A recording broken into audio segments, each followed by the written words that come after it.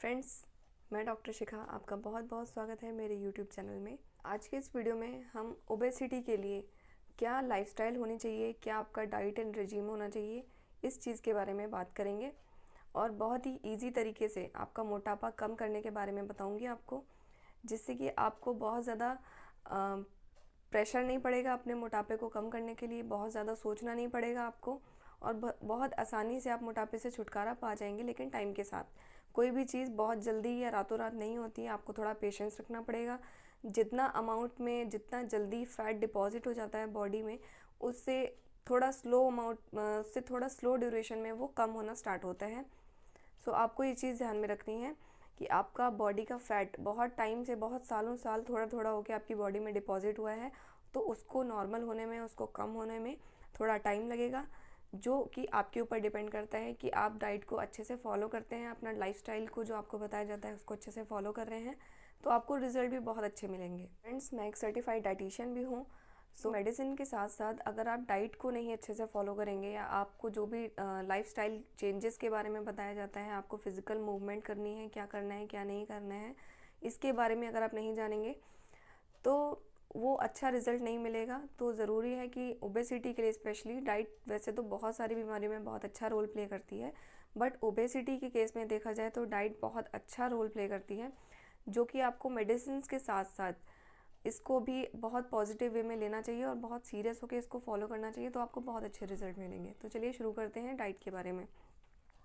So friends, सबसे पहले आपको जो चीज़ नहीं खानी है, जो चीज़ें नहीं खानी है, अवॉइड करनी है, वो मैं आपको बताऊंगी।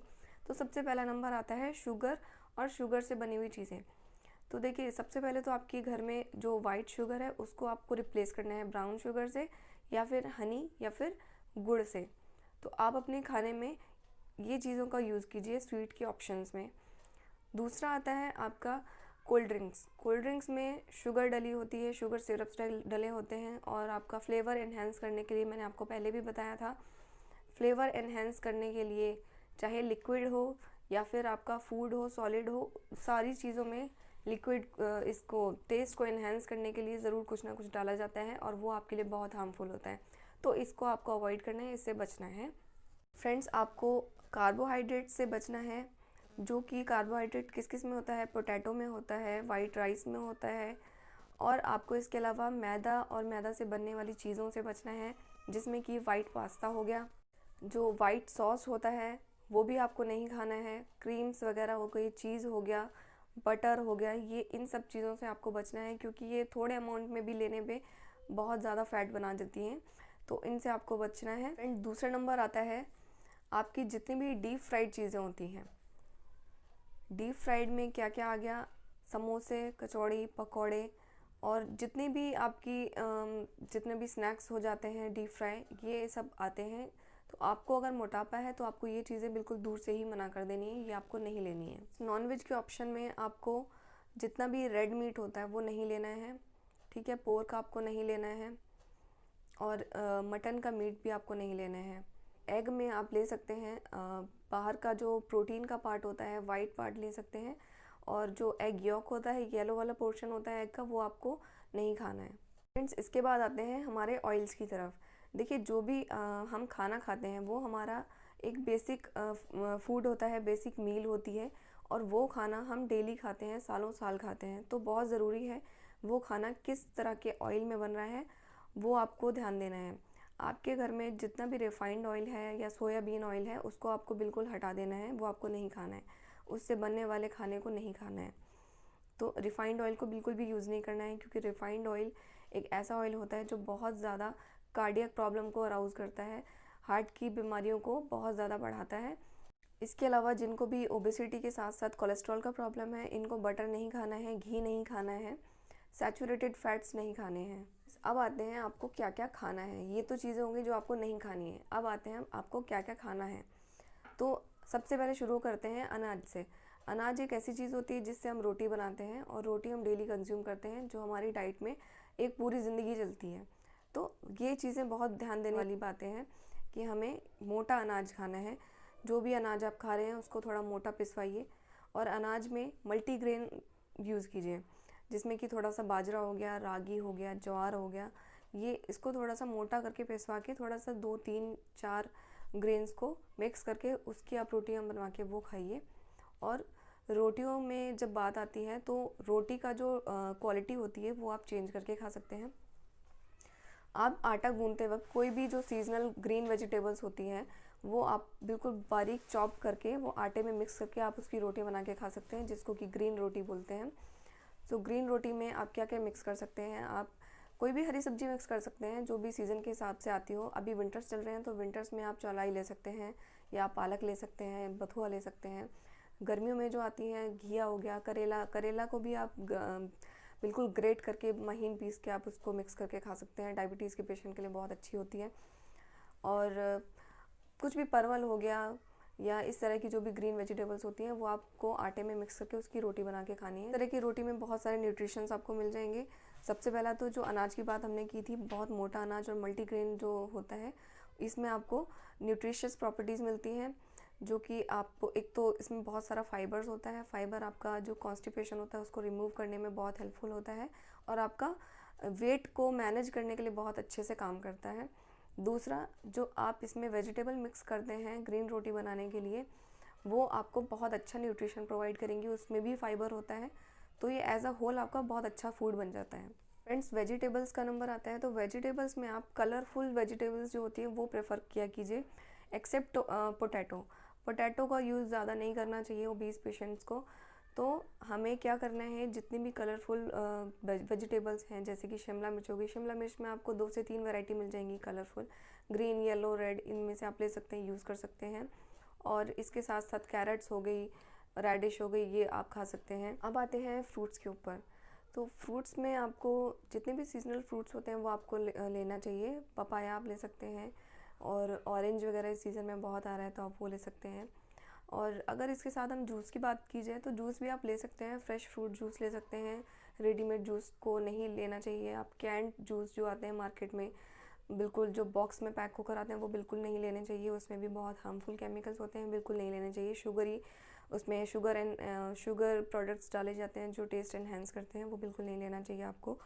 और कोशिश कीजिए कि फ्रूट्स ज़्यादा खाएं बजाय जूस के। तो जूस अगर आप ज़्यादा लेते हैं, फ्रूट्स कम खाते हैं, तो होता क्या है कि आपको ब्लोटिंग सेंसेशन फील होने लग जाती है। आपको बहुत ज़्यादा पेट में ऐसा लगता है कि बहुत ज़्यादा वज़न है। एक तो मोटापे से बहुत ज़्यादा परेशान, दूसरा आप लिक्विड बहुत ज़्यादा ले लेंगे तो आपको बहुत ज़्यादा परेशानी हो जाएगी, ठीक है ना। ब्लोटिंग जैसा आपको लगेगा, गैस्ट्रिक अपसेट आपको हो सकता है स्टार्ट हो जाए, किसी किसी में हो जाता है। अगला नंबर आता है आप क्या खा सकते हैं। आप एग खा सकते हैं, बट एग में आपको क्या ध्यान देना है, येलो वाला पार्ट नहीं खाना है क्योंकि उसमें फ़ैट होता है। और इसके अलावा आप उसका वाइट पार्ट खा सकते हैं, उसमें प्रोटीन होता है, वो आपका फ़ैट नहीं बढ़ाएगी। आपकी मसल बिल्डअप के लिए अच्छी होती है, आपकी बोन्स के लिए अच्छा होता है प्रोटीन, तो आप वो खा सकते हैं। फ्रेंड्स, अब आते हैं नॉन वेजिटेरियन डाइट के ऊपर। अगर कोई इंसान नॉन वेजिटेरियन खाना पसंद करता है तो आप चिकन खा सकते हैं, बट लीन मीट्स जो होते हैं वो आप खाना प्रेफर करेंगे तो बहुत अच्छा होगा। फ़िश लीन मीट में आता है, चिकन भी लीन मीट में आता है, मटन और रेड मीट, इन सब से आपको परहेज़ करना है। बाकी आप फ़िश, चिकन ये सब खा सकते हैं। ऑयल में मैंने आपको बताया था क्या नहीं यूज़ करना है, वो आपको पता चल चुका है। लेकिन अब बात करते हैं कौन सा ऑयल आपको यूज़ करना है। तो आपको मस्टर्ड ऑयल आप यूज़ कर सकते हैं, सरसों का तेल आप यूज़ कर सकते हैं, या फिर ऑलिव ऑयल जिसे हम जैतून का तेल कहते हैं, वो भी आप यूज़ कर सकते हैं। बट जैतून का तेल थोड़ा सा कॉस्टली पड़ता है, सब लोग नहीं अफोर्ड कर सकते हैं। सो आप सरसों का तेल, मस्टर्ड ऑयल बिल्कुल आप अच्छे से यूज़ कर सकते हैं, बहुत अफोर्डेबल होता है और बहुत बेनिफिशियल होता है। फ्रेंड्स, अब मैं आपको सुबह से लेके रात तक का जो खाना होता है उसका एक रफ़ आइडिया देने जा रही हूँ। चाहे तो आप इसको नोट भी कर सकते हैं। आपको सुबह से लेके रात तक क्या क्या आपको खाना है, कैसे कैसे खाना है। फ्रेंड्स, सबसे पहले शुरू करते हैं प्री ब्रेकफास्ट से। तो प्री ब्रेकफास्ट का मतलब क्या होता है, आपका जो मेन ब्रेकफास्ट होता है उससे पहले का टाइम। सो अगर आप 6 बजे उठते हैं सुबह मॉर्निंग में, तो आपको क्या करना है, उठते ही 2 ग्लास गुनगुना पानी पीना है, कम से कम। ये कम से कम है, अगर कोई इंसान 2 से 3 ग्लास पी सकता है तो वेल एंड गुड है। आपको गुनगुना पानी पीना है 2 से 3 ग्लास। इसी के साथ साथ आपको क्या करना है, अलसी का पाउडर लेना है। रेडीमेड अलसी का पाउडर मिल जाता है, बट आपको वो नहीं लेना है। आपको होल अलसी, होल फ्लैक्स सीड्स लेकर आने हैं मार्केट से, उसको थोड़ा सा भून लेना है, हल्के तवे पे आपको भून के उसको मिक्सर में ग्राइंड कर लेना है। थोड़ा सा मोटा रखिएगा उसकी कंसिस्टेंसी, और एक जार में उसको कलेक्ट करके रख लीजिएगा। ये आपको एक बड़ा चम्मच जो होता है वो आपको डेली पानी के साथ 2 ग्लास गुनगुना पानी जो मैंने आपको बताया उसके साथ लेना है डेली खाली पेट। अलसी में ओमेगा 3 फैटी एसिड्स होते हैं जो आपके बालों के लिए, आपकी ओवरऑल हेल्थ के लिए, आपकी बोन्स के लिए बहुत अच्छी होती है। और इसी के साथ साथ अलसी में फाइबर बहुत ज़्यादा रिच अमाउंट में होता है, तो आपके जो भी मोटापे से जो आप जूझ रहे हैं उससे आपको फ़ैट कट करने में बहुत ज़्यादा बेनिफिशियल होती है अलसी। सो प्री ब्रेकफास्ट के बाद में आपको 1 घंटे बाद या 1.5 घंटे बाद आपको ब्रेकफास्ट करना है। और ब्रेकफास्ट में आपको क्या लेना है, आपको टोन्ड मिल्क लेना है। टोन्ड मिल्क के साथ आप मल्टीग्रेन ब्रेड ले सकते हैं, ब्राउन ब्रेड ले सकते हैं, वाइट ब्रेड नहीं लेना है, और टोस्ट ले सकते हैं, रस्क ले सकते हैं। जो भी मैं आपको बता रही हूँ ये ज़रूरी नहीं है आप सारी चीज़ें लें, इनमें से जो भी आपको इजीली अवेलेबल हो जाती है, और कोई भी एक चीज़ जो भी आपको पसंद हो वो आप ले सकते हैं। तो टोन मिल्क के साथ आप ये ले सकते हैं। और अगर आपको बटर खाना है तो लो फैट वाला बटर आता है, आप वो ले सकते हैं। और थोड़ा सा पनीर खा सकते हैं, जो टोन मिल्क का पनीर होता है वो खा सकते हैं आप।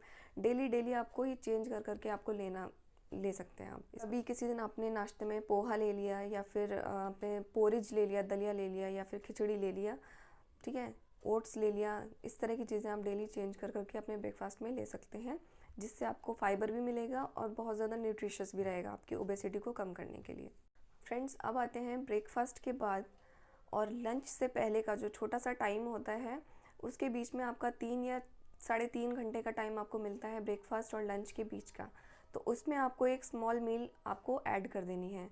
बेसिकली हम दिन में 3 बार खाना खाते हैं, हमारी 3 मेन मील्स होती हैं, ब्रेकफास्ट, लंच और डिनर। तो इन 3 मील के बीच में हम 3 मील और ऐड कर देंगे, जिससे कि आपका जो इतना लंबा गैप हो जाता है, 3 मील्स के बीच में जो लंबा गैप हो रहा है उसको हम कोप अप कर लें। जब आप एक मील से दूसरी मील पर जब जाते हैं तो बहुत ज़्यादा खाना, बहुत ज़्यादा कैलोरीज आप ले लेते हैं, फिर होता क्या है, वही फैट प्रोडक्शन होना शुरू हो जाता है। तो ये चीज़ हमें नहीं करनी है। तो इसीलिए आपको 3 मेन मील्स के बजाय आपको 6 मील्स आपको स्टार्ट करनी है। तो हम ब्रेकफास्ट के बाद लंच पे जाने वाले थे, बट लंच से पहले और ब्रेकफास्ट के बाद हमें एक छोटा सा मील ऐड करना है, जिसमें आप क्या कर सकते हैं, एक प्लेट सैलड खाइए। एक छोटा प्लेट पूरा भर के आप सैलड खा सकते हैं। खाने से आधा घंटा पहले आप ये रखिएगा लंच में। तो सैलड में हम क्या क्या खा सकते हैं, बीट रूट खा सकते हैं। डायबिटीज़ अगर आपको नहीं है तो ही बीट रूट खाइएगा, जिनको डायबिटीज़ है वो बीट रूट ना खाएं, चुकंदर ना खाएं, ठीक है। और इसी के साथ साथ आप मूली भी नहीं खा सकते हैं, अगर किसी को डायबिटीज़ है तो वो मूली ना खाएं। और टोमेटो आप खा सकते हैं, डायबिटीज़ वाले टोमेटो खा सकते हैं, और खीरा खा सकते हैं, कुकुम्बर खा सकते हैं। और जिनको भी हाइपरटेंशन का प्रॉब्लम है वो सैलड में ऊपर से नमक नहीं लेंगे, वो ऐसे ही खाएंगे। और जिनको हाइपरटेंशन नहीं है वो एज इट इज़ खा सकते हैं नमक वगैरह डाल के। फ्रेंड्स, ये जो आपने सैलड खाया, और इसी के साथ साथ आप कुछ फ्रूट्स भी आप खा सकते हैं, कोई भी एक सीजनल फ्रूट ले सकते हैं इसके साथ में। तो हमने क्या करना है, जब आप लंच के टाइम पर जाएंगे, लंच खाने जाएंगे, तो आप इतना ज़्यादा अमाउंट में कैलोरीज नहीं ले पाएंगे। अगर आप दिन में 3 रोटी या 4 रोटी खाते थे तो उसकी जगह पर आप ऑटोमेटिकली 2 ही रोटी खाएंगे, क्योंकि आपका पेट ऑलरेडी सैलड ने भर दिया है।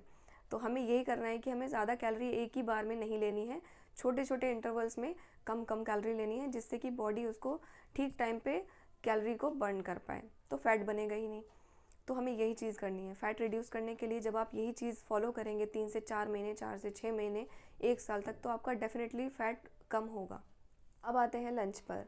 तो लंच में आपको 2 रोटी खानी है, और मल्टीग्रेन जो आटा मैंने आपको बताया था उसकी खानी है, और ग्रीन रोटी आपको, जो भी चॉप्ड वेजिटेबल आपको मैंने बताया था उस तरह से आपको वो रोटी खानी है।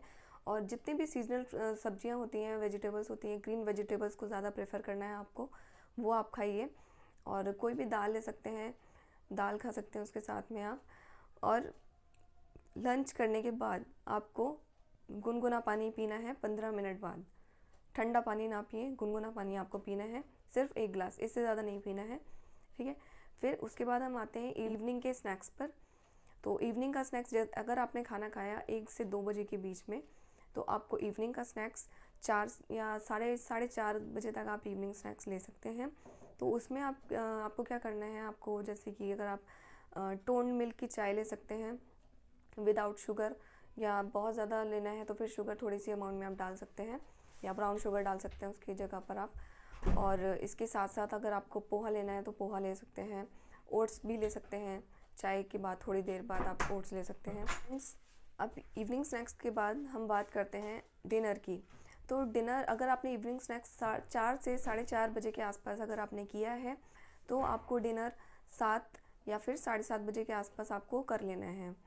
तो डिनर, या फिर हो सकता है अगर आप 8 बजे तक भी करना चाहें तो आप 8 बजे तक भी कर सकते हैं, बट इसके अलावा इतना लेट ना करें, इससे ज़्यादा लेट नहीं होना चाहिए डिनर।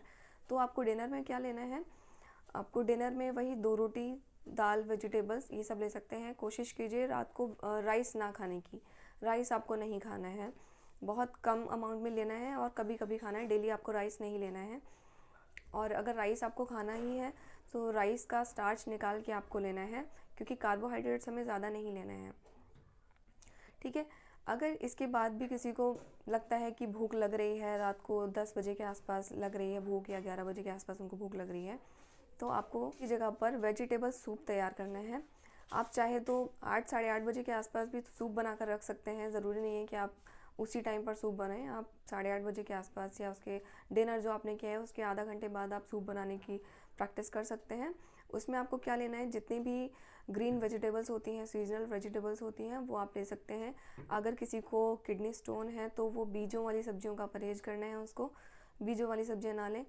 और जितनी भी आप सब्जियां ले रहे हैं, वेजिटेबल्स ले रहे हैं, उसको आपको एक साथ बॉईल करके मैश कर देना है, उसका जो भी छिलका होता है वो निकाल के, और थोड़ा सा उसमें टेस्ट एनहेंस करने के लिए चाट मसाला डाल सकते हैं, और ब्लैक पेपर डाल सकते हैं, ब्लैक सॉल्ट डाल सकते हैं।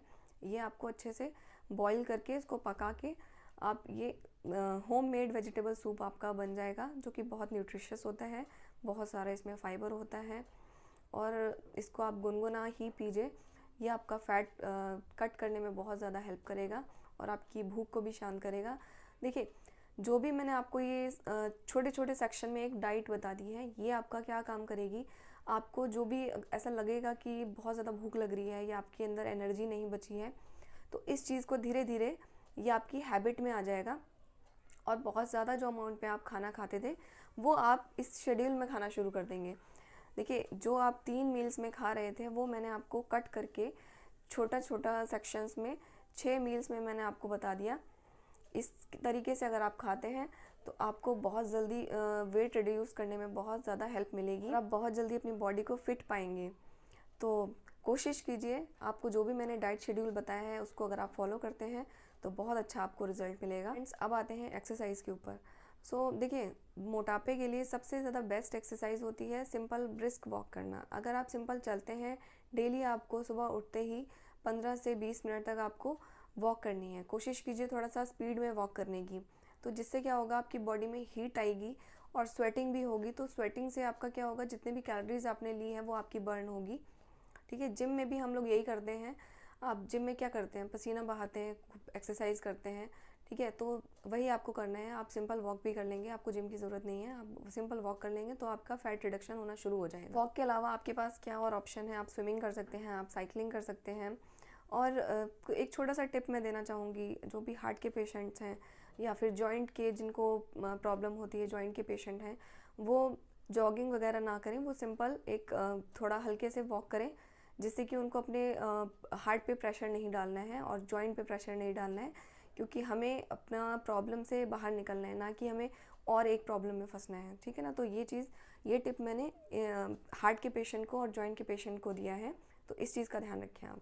और एक इम्पॉर्टेंट बात, जब भी आप खाना खाते हैं उसके बाद आपको बिल्कुल भी लेटना नहीं है, बैठना नहीं है। ये 2 चीज़ों का आपको बहुत अच्छे से ध्यान रखना है। अगर आप खाना खा के लेट रहे हैं या फिर बैठ रहे हैं तो आप समझ लीजिए वो आपका कभी भी फैट रिड्यूस नहीं होने देगा। तो ये चीज़ अपनी हैबिट में लेकर आइए। अगर जब भी आप खाना खाते हैं तो उसके बाद आप ज़रूर आपको वॉक करना है, चाहे आप दिन का खाना खाएँ, चाहे आप रात का खाना खाएँ। फ्रेंड्स, कैसा लगा आपको आज का वीडियो? आई होप आपको आज का वीडियो बहुत अच्छा लगा होगा, आपके बहुत काम आया होगा। तो अगर आपको मेरा वीडियो अच्छा लगा है, मेरी दी हुई जानकारी आपको काम आई है, आपके किसी काम आई है, तो ज़रूर से इस वीडियो को शेयर कीजिए, जिसको भी इसकी ज़रूरत है। जो भी पेशेंट हैं ओबेसिटी के, हार्ट की प्रॉब्लम है जिनको जॉइंट प्रॉब्लम रहती है, मेरे और भी वीडियोज़ हैं जॉइंट से रिलेटेड, वो भी आप शेयर कर सकते हैं। और मेरे इस वीडियो को आप शेयर कीजिए ज़रूर अगर आपको अच्छा लगा है तो।